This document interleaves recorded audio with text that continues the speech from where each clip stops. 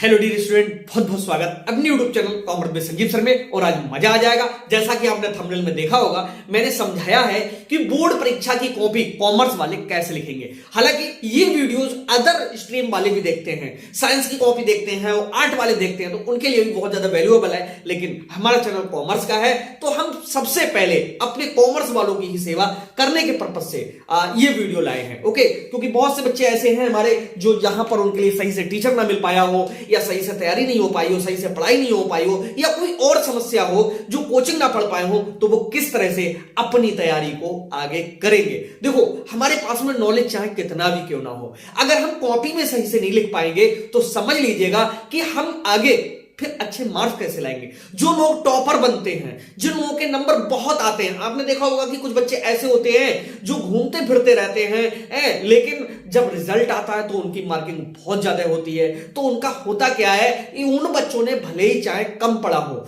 Okay, आपको थोड़ा सा कम आ रहा हो, लेकिन कॉपी को अच्छे से प्रेजेंट करके समझ लीजिएगा कि आप अच्छी नंबरिंग को ला सकते हैं, अच्छी मार्किंग ला सकते हैं। यानी अगर हम बात करें कि मैक्सिमम कितने नंबर आ सकते हैं, तो मैं आपको बताऊं 90 प्लस 90 प्लस मार्क्स लाना बहुत ज्यादा कठिन बात नहीं होती है। थोड़ा सा मेहनत कर लीजिए, टू द पॉइंट लिख दीजिए, और मैटर आपके पास में होना चाहिए। गलती कहां पर होती है? सबसे बड़ी गलती होती है कि बच्चा जगह जगह पर यूट्यूब पे देखता है या क्लासेस लेता है, 4-4 किताबें 5-5 किताबें पढ़ता है, और इसके बाद में जब पेपर देने जाता है तो वहां पर उसको सारा का सारा पेपर पढ़ा हुआ मिलता है, लेकिन कभी तो इधर वाला खिसक जाता है, कभी इधर वाला। कहने का मतलब है कभी बुक याद आती है, कभी नोट्स याद आते हैं, कभी गेस्ट पेपर याद आता है, कभी और चीजें याद आती है। सही पढ़ने का तरीका क्या है? सही से कॉपी में लिखोगे कैसे? जब तुम्हारे पास में कंटेंट होगा, जब तुम्हारे पास में मटेरियल होगा, तुम्हारे पास में एक अच्छे से बने हुए नोट्स होंगे, तुम्हारी जो बुक है वो अच्छे से रटी हुई होगी,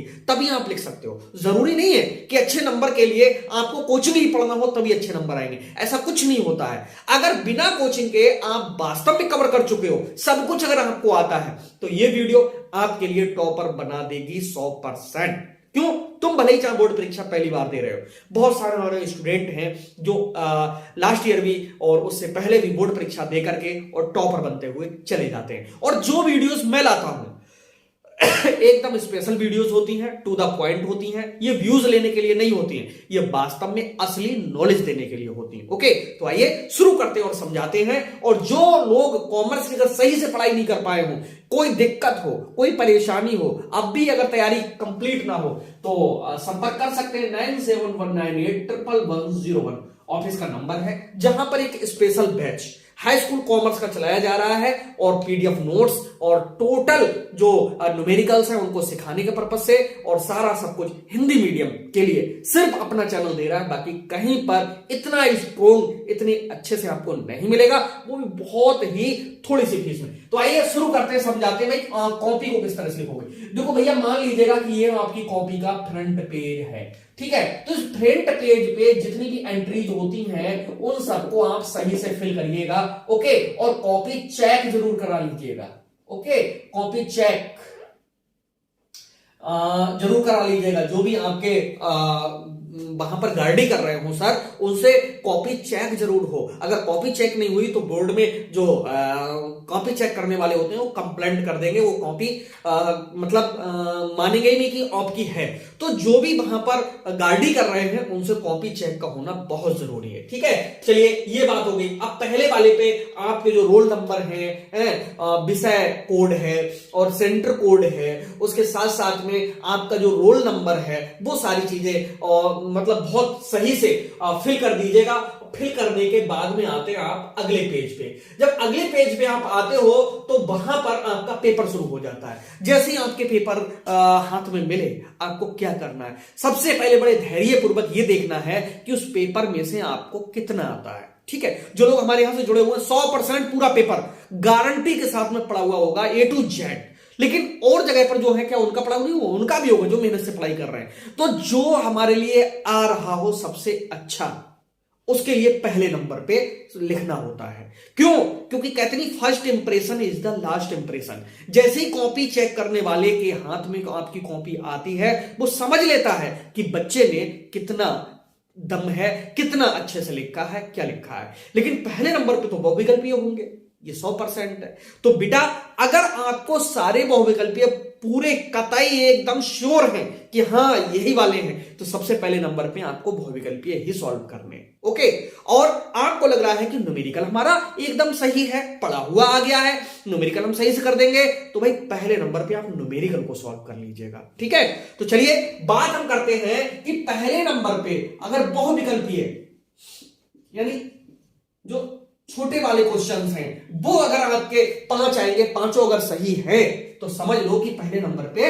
वो ही करना है। ओके, एक एक नंबर वाले भी अगर आ रहे हैं और वो सारे के सारे, ठीक है, जिसको कहते हैं अति लघु, ठीक, अति लघु उत्तरीय अगर आपके लिए सब आते हैं तो समझ लो कि उनको भी दूसरे नंबर पे सॉल्व कर देना है। ठीक है, चलिए इसके बाद में आपको जो बहुत अच्छे से आता है, क्योंकि पेपर में कई क्वेश्चन होंगे, एक दो थोड़ी नहीं होते हैं, 12 क्वेश्चन में बटा हुआ होता है हाई स्कूल का पेपर। ओके, और कुछ क्वेश्चंस ऐसे होते हैं जिनके टुकड़े किए हुए होते हैं, जैसे 4 नंबर का क्वेश्चन आता है या 5वें नंबर का क्वेश्चन आता है, उसके खंड होते हैं बटे हुए, आ 2 नंबर में, बा 2 नंबर में, ठीक है, या फर्स्ट सेकंड करके दिया हुआ होता है। ठीक है, ऐसे करके 1 2, ठीक, जैसे प्रश्न नंबर 4 में लिखा हुआ है निम्न के उत्तर दो, ठीक, और ये है तो 4 नंबर का क्वेश्चन, लेकिन इसने 2 पूछ लिया, नस्तीकरण के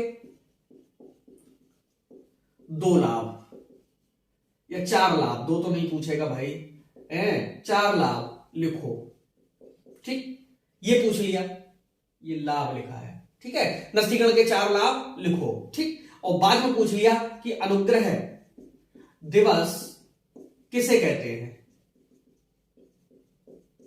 अब ये दोनों आपके लिए आ रहे हैं तो सबसे पहले नंबर पे उन्हीं को पहले लिखिए। क्यों? कॉपी चेक करने वाला शुरू में जरूर देखता है कि बच्चे के अंदर नॉलेज कितना है।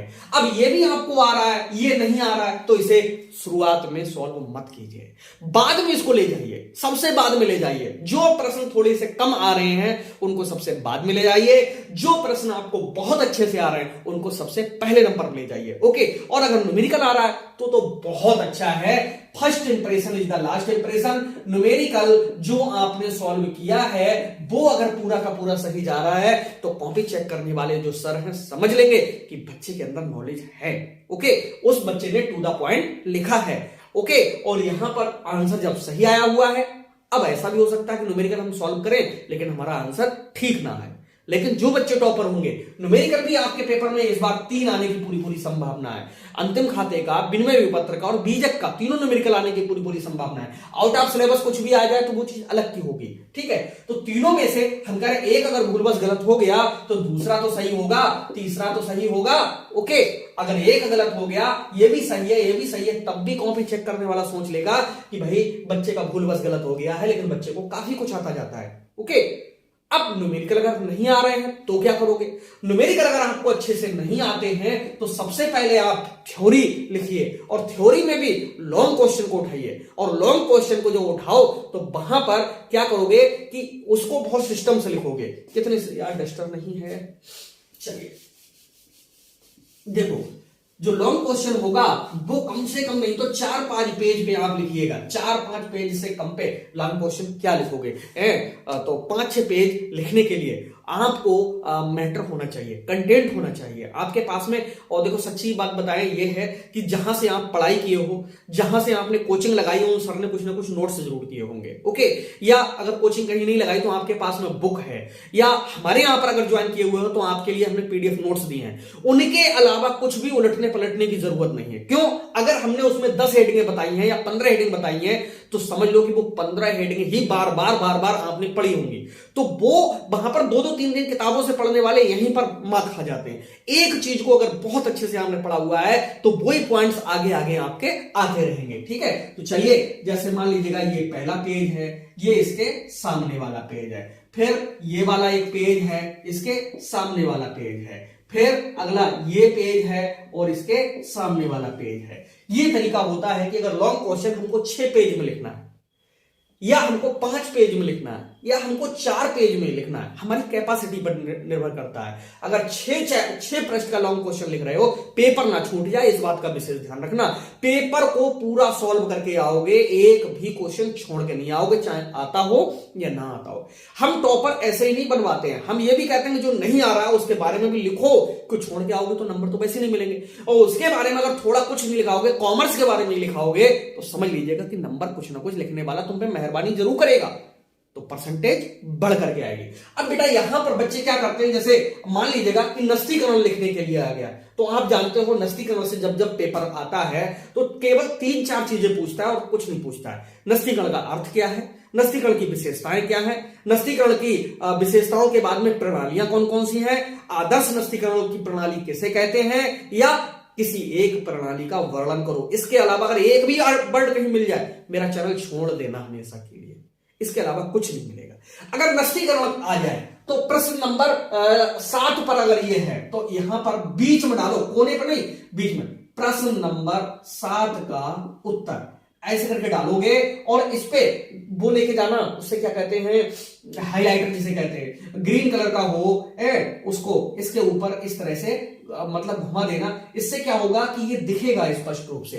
कभी कभी जो कॉपी चेक करने वाले हैं उनका ध्यान भटक जाता है, तो क्वेश्चन का एंड हो जाता है, वो नंबर देना भूल जाते हैं। तो इस तरह से ये टेक्निक है कि अपनी पूरी कॉपी को चेक कराना है। अब आपने लिख दिया कि प्रश्न नंबर 7 का उत्तर, और वो कॉपी चेक करने वाले को पता होता है कि नस्तीकरण से है, तो आप क्या करोगे, यहां पर डबल इन्वर्टेड कॉमा में सबसे पहले लिखोगे कि नस्तीकरण पत्रों पर लेखों को सुरक्षित व्यवस्थित क्रमबद्ध रूप से रखने की एक क्या है, प्रणाली है। ठीक है, प्रणाली है। ठीक, अब इसके लिए डबल इन्वर्टेड कॉमा बंद कर दो। अब डालो इसका क्या, बच्चे डालते कोने से अर्थ लिखना, बीच में डालो नस्तीकरण का अर्थ। ठीक, अब लिखते हुए चले जाओ, इस पर पूरा पेपर लिखते हुए चले जाओ। ठीक है, और एक नीचे क्या दे दो, परिभाषा भी दे दो। ठीक है, ये नीचे, मैं तो नीचे आ गया हूं, मान लो कॉपी का यहां तक पेज है, अब आप इसकी एक परिभाषा दे दो। ठीक, मानो कि ये लाइन नहीं थी। जितने अच्छे से बेटा मैं समझा रहा हूं आपको कहीं नहीं मिलेगा। अच्छा लग रहा हो तो मेरा चैनल जरूर सब्सक्राइब कर लीजिए, जिससे आगे तक का एमकॉम तक की पढ़ाई यहां पर होती है। ये तो बेस है, बेस मजबूत हो इसलिए पढ़ा रहा हूं। अब आपने नीचे परिभाषा पे लिख दी। ठीक, अब कॉपी चेक करने वाला ऐसा किसी बच्चे ने जल्दी नहीं किया होगा जो 1-2 लाइन में ही पूरे नस्तीकरण के लिए स्पष्ट कर दिया। वो कॉपी चेक करने वाला इस लाइन को जरूर पढ़ेगा। क्यों, अर्थ से पहले आपने क्या डाला है। ठीक है, ये चीज बहुत ज्यादा आपके लिए आगे ले जाएगी। क्यों, ये जो बंडल जो होता है ना, बंडल, उसमें ऐसी कॉपियां कम मिलती हैं जैसे हम आपको समझा रहे हैं। ठीक है, चलिए, अब नस्तीकरण का अर्थ भी मुश्किल से ही पड़ेगा, लेकिन कहीं पर ध्यान गया। अब उसने ये चीज देख ली और इसमें पूरी बात सही होनी चाहिए। 2 लाइनें हो सकती हैं बेटा, 3 हो सकती हैं, ओके, 4 लाइनें भी हो सकती हैं। और ब्लैक पेन से लिखना, नीले से नहीं, इसको ब्लैक पेन से लिखना, क्योंकि ये मुख्य बात है। चलिए आगे पेज पे, अब आपकी परिभाषाएं आ गई, अब यहां पर सॉरी विशेषताएं आ गई। अब बीच में डालना नस्तीकरण की विशेषताएं। ठीक है, और डालते बाद हेडिंग 1, 2, 3, 4 और उनके बारे में 3-3 लाइनें। क्या लिखा जा रहा है इतना वैल्यूएबल नहीं है, वो सब लिख जाता है। ठीक है, 5 ज्यादा से ज्यादा हेडिंगें बनाओ। ठीक है, ज्यादा से ज्यादा हेडिंगें बनानी है आपके लिए। ठीक है, और हेडिंगें जो पीडीएफ नोट्स हैं उनमें, सॉरी मेरे में तो ही है, आपके लिए जहां से नोट्स मिले हो उनमें हेडिंगों की कमी नहीं होनी चाहिए ज्यादा मार्क्स लाने के लिए। ठीक, हेडिंगें ज्यादा बनाने से क्या फायदा होता है, एक हेडिंग जैसे हमने यहां पर बताई कि समय की बचत, यानी नस्तीकरण की विशेषता होती है, इससे समय की बचत होती है। तो बेटा यहां से अब अगली लाइन पूरी यहां से लिखोगे तो वहां से जो थोड़ा सा स्पेस है वो भी हमको कम लिखना होता है। तो हमको ये लगता है कि कॉपी हमारी बहुत जल्दी जल्दी भरती हुई चली जा रही है। जो बच्चे हेडिंग बनाते हैं उनकी कॉपी बहुत जल्दी भरी जाती है। ओके, अब इसके बाद में विशेषताएं मान लीजिएगा पूरी हो गई। अब नस्तीकरण की आ गई प्रणालियां। ठीक, कौन कौन सी प्रणालियां हैं। ठीक, यानी पूरी बात लिखते हैं यहां पर, नस्तीकरण की प्रणालियां। ठीक, अब ये हेडिंग आपने जहां पर डाली है तो वहां पर अब ये थोड़ा सा बड़ा करना पड़ेगा, तब हम अच्छे से समझाएं। ठीक, देखो ये भी हटाओ। अब यहां से आपको समझाना है नस्तीकरण की प्रणालियां। नस्तीकरण, ये पूरा पेज है, अब ये मानो। ठीक, नस्तीकरण की प्रणालियां। ठीक, प्रणालियां, ओके, अच्छा लग रहा हो तो कमेंट जरूर करना। नस्ती कणन की प्रणालियां। अब जैसे ही आपने ये प्रणालियां यहां पर डाला है, ठीक है, इसी को हाईलाइटर मारोगे, हाईलाइटर सब पे मारोगे जिससे ये दूर से टॉपिक दिखे कि क्या है। ठीक, एक ग्रीन कलर का आता है, 10 रुपए, 15 रुपए, 20 रुपए का। ठीक है, जो हेडिंग्स डालो वो तो स्केच पेन से डालना, मोटी मोटी हेडिंग जो दूर से दिखाई दे।